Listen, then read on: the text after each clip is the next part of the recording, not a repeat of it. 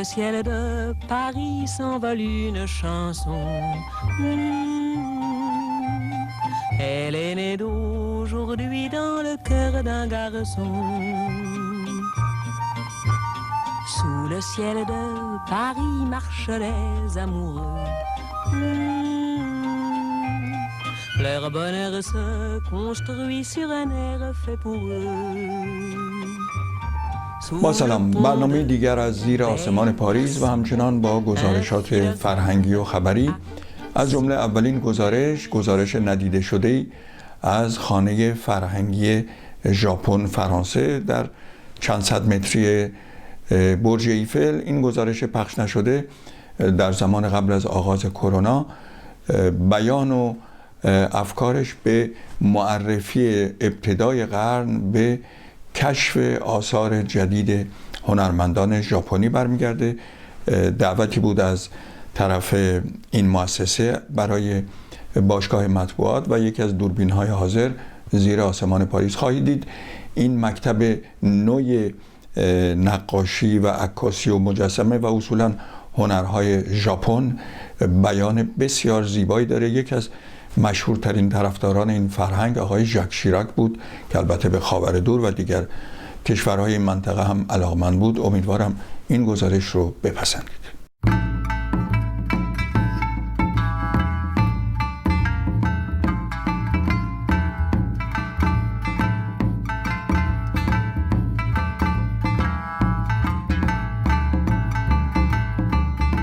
در خانه فرهنگی فرانسه و ژاپن در چند صد متری برج ایفل نمایشگاهی دایر است با عنوان سحرگاه آشنایی با فرهنگ ژاپن که منظور نه تازگی آن که ریشه یابی و قدمت‌های آن است. تا دقایق دیگر به همراه چند روزنامه‌نگار از باشگاه مطبوعات فرصت بازدید از این نمایشگاه فراهم شده است و کمی دیرتر کمیسر فرهنگی تمام توضیحات لازم را شرح خواهد داد. اما برای آنکه بدانیم کجا هستیم و چه خواهیم دید، در گردش کوتاه دیده ها را ببینیم تا در پی آن شنیدنی ها را هم بشنویم.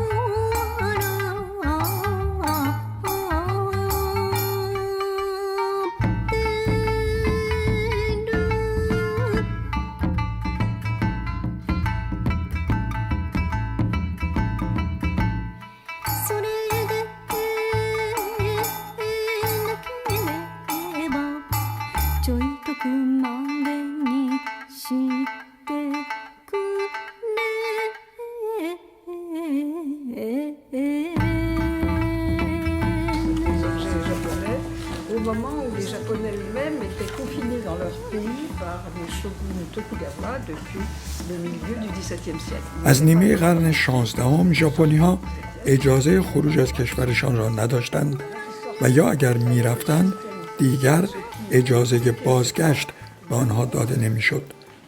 Le Japon accepte finalement que bien qu'ils aient le même lieu, les Hollandais protestants qui ne feront pas de ژاپن prosélytisme از نیمه دوم قرن 17 به هلندی‌هایی که قصد الغای فرهنگشان را نداشتند اجازه داد در ژاپن بمانند.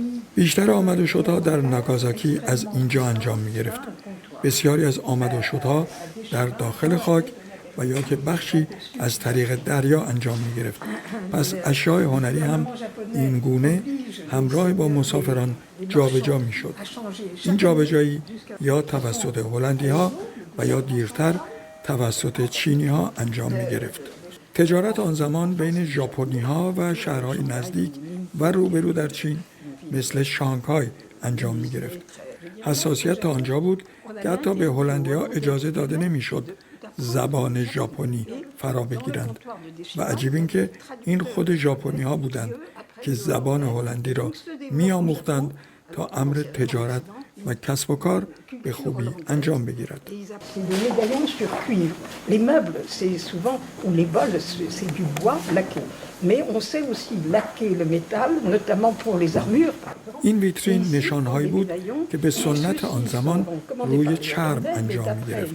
سفارشات آن زمان این گونه بود که نام چهره‌ها و مشاهیر به روی چرم ساخته می شد.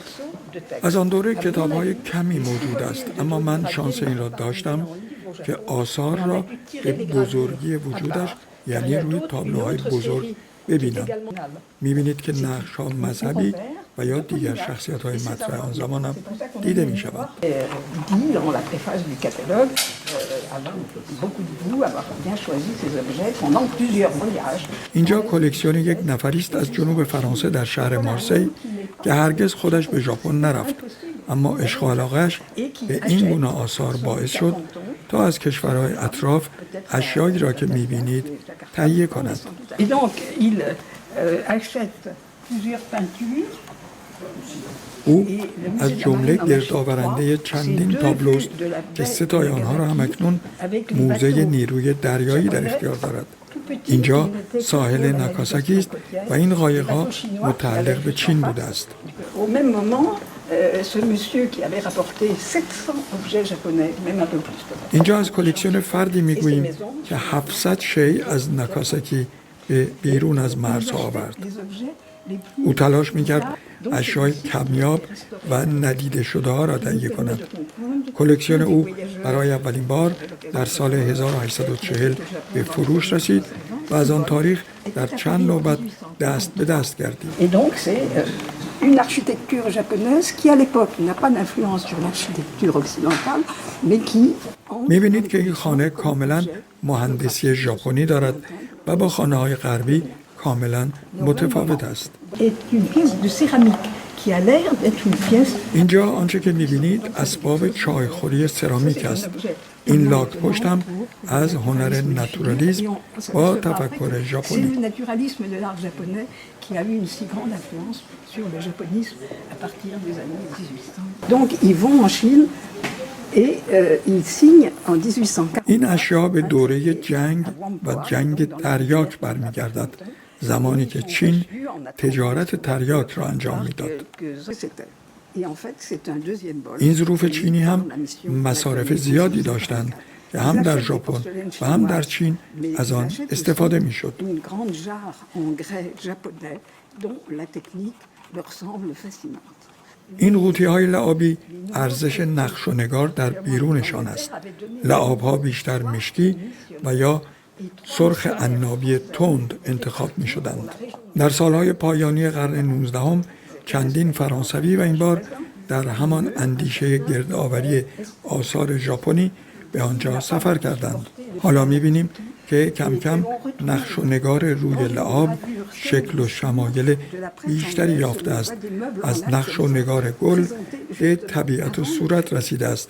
اما اینجا دیگر هنرها ریشه از چین دارد و اولین بار جراید انگلیسی زبان به آن اشاره دارند. Et il y avait également des meubles chinois un peu dans ce style des guéridons. On faisait des guéridons à Nagasaki pour l'exportation et décorés de nacre. حالا تابلوهایی را تماشا می کنید که به دوره نمایشگاه جهانی در سال 1855 برمیگردد و تابلوهای لعاب دیده هم به همان زمان برمیگردد که بیننده می تواند در کندوکاش جزئیات دقایق طولانی را به اثر خیره بماند. Il fait marquer les noms des bâtiments en anglais. Donc c'était des travaux faits à la commande par les étrangers. Et donc il ramène cet objet qui est au musée de la Marine, la plus superbe vue en nacre des schémas.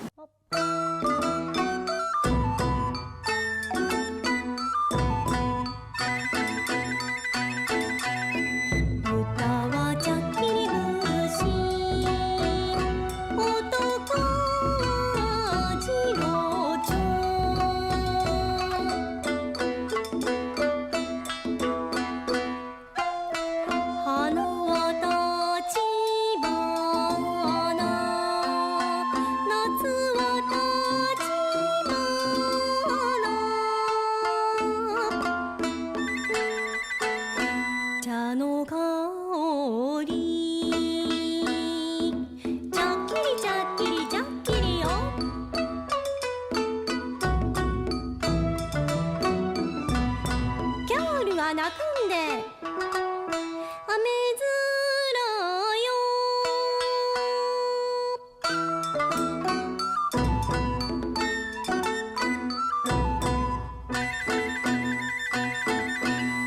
山で泣くのはやむいすよ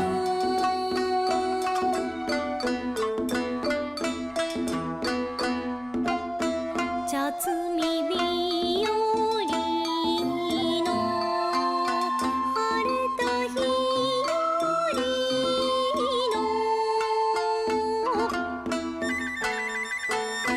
木の灯籠さ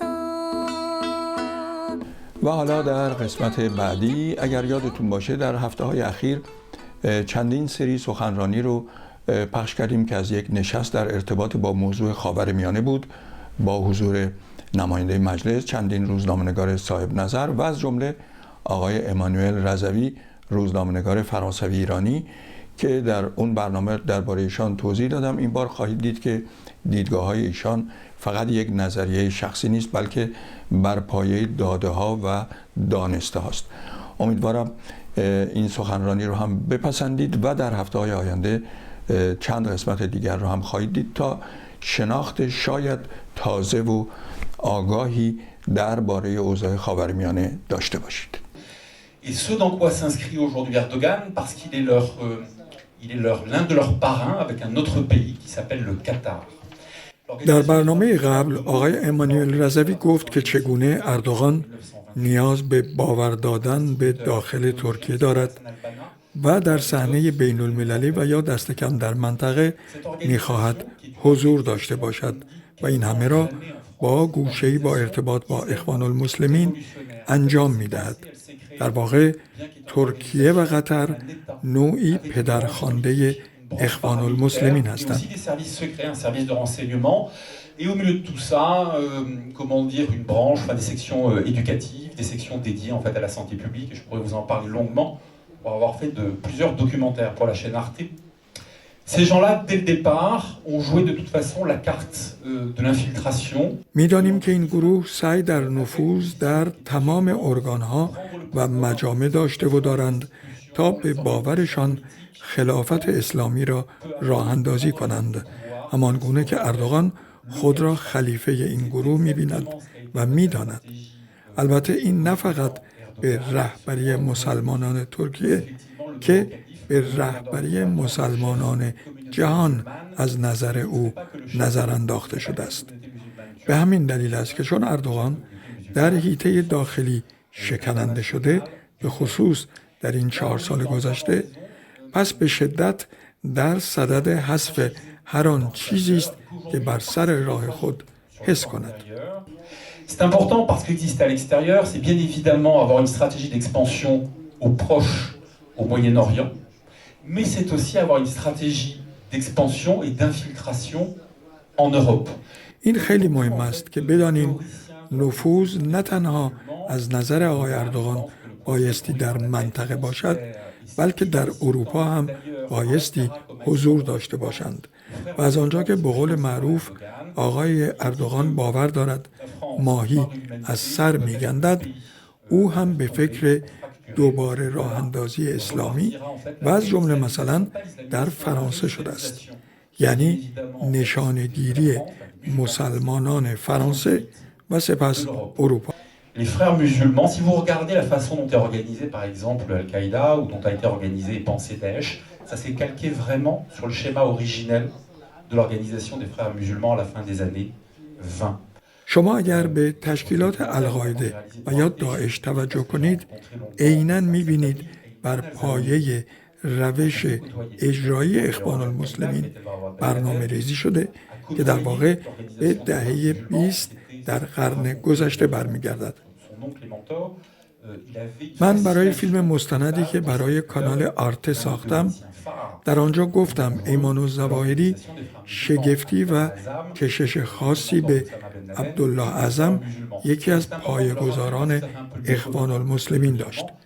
امروز نمی شود منکر این بود که این گروه با شبکه‌های تروریستی بیان که بخواهیم خودشان را در همین رده قرار بدهیم تماس‌ها و ارتباط‌هایی دارد.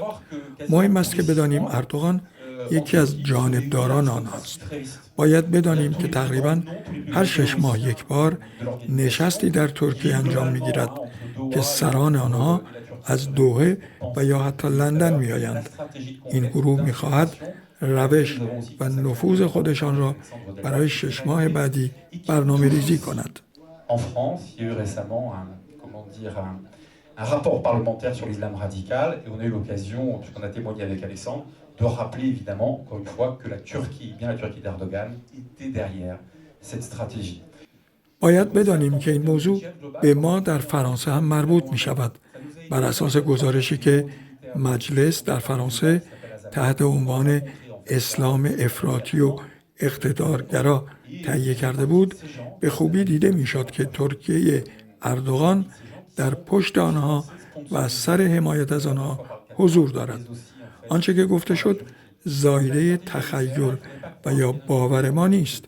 دانسته های ما را حسن سلیمی، یکی از سران اخوان المسلمین، به ما گفت که 1 سال پیش او را در لندن ملاقات کردیم و این گونه بود که دانستیم حمایت مالیشان از سوی قطر و ترکیه انجام می‌گیرد. در نتیجه باور شخص من این است که ترکیه امروز قدرتمند نیست، اما نقاط ضعف اروپا و از جمله فرانسه را به خوبی دریافته است. من را ببخشید که اگر اصل و نسبم خاورمیانه و در واقع ایرانی است، باور دارم که بسیاری از رهبران در خاورمیانه به خوبی نقاط ضعف غرب را شناخته‌اند. صحبت از برتری و هوشمندی این و آن نیست. من و همکارم که بعد از من سخن خواهد گفت این هشدار را دنبال می‌کنیم که اردوغان با همه تفاوت‌ها و نگاه و روش‌هایش از همان سیستمی استفاده می‌کند که هیتلر استفاده می‌کرد.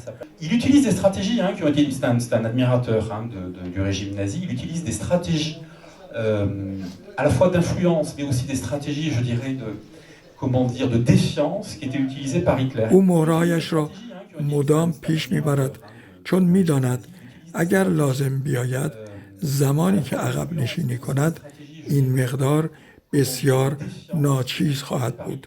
این عقب نشینی هرگز به اندازه مبدأ و نقطه حرکت نخواهد بود.